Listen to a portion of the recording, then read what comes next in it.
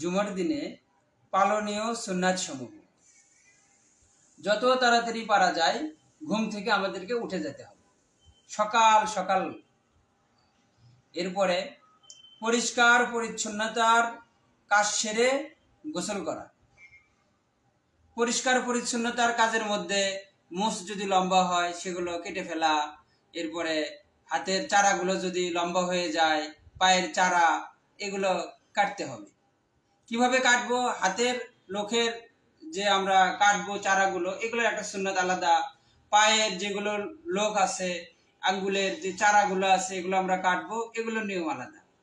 হাতের হলো এরকম, হাতকে আমরা এইভাবে করে নিব, নিয়ে প্রথম ডান হাতের বৃদ্ধ আঙ্গুল না, বৃদ্ধ আঙ্গুলের পরে থেকে আমাদের শাহাদত আঙ্গুল থেকে শুরু করব, কাটতে কাটতে চারাগুলো কনিষ্ঠ আঙ্গুল এসে শেষ করব। এরপরে বাম হাতের কনিষ্ঠ আঙ্গুল থেকে চারা কাটা শুরু করব, কাটতে কাটতে বাম হাতের বৃদ্ধ আঙ্গুলে এসে শেষ করব। তারপরে আমার বাকি আছে শুধুমাত্র ডান হাতের বৃদ্ধ আঙ্গুল, ডান হাতের বৃদ্ধ আঙ্গুলে চারাগুলো কেটে ফেলব। ইত্যাদি পরিষ্কার পরিচ্ছন্নতার কাজ সারিয়ে যত তাড়াতাড়ি পারা যায় গোসল করা। এরপরে দ্রুত গতিতে মসজিদে প্রবেশ করা আর ইমাম সাহেবের নিকটে বসার জন্য করে চেষ্টা করা। মনোযোগ সহকারে ইমাম সাহেবের খুতবা সমূহকে শ্রবণ করা।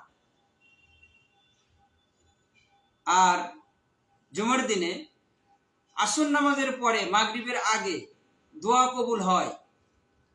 এই সময় নিজের জন্য দোয়া করা, নিজের পিতা মাতার জন্য দোয়া করা, অন্যান্য আত্মীয় স্বজনের জন্য দোয়া করা, বিশ্বের সকল মানুষের জন্য করে দোয়া করা।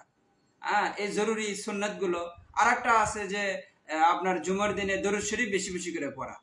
একটা দরুদ শরীফ আছে যেটা আসর থেকে মাগরিব পর্যন্ত এই সময়ের মধ্যে পড়ার কথা হাদিস শরীফের মধ্যে আছে। দরুদ শরীফটা হলো আল্লাহুম্মা সাল্লি আলা মুহাম্মাদিন নাবিয়্যিল উম্মি ওয়া আলা আলিহি ওয়া সাল্লিম তাসলিমা। এই দরুদ শরীফটা বেশি বেশি করে পড়া।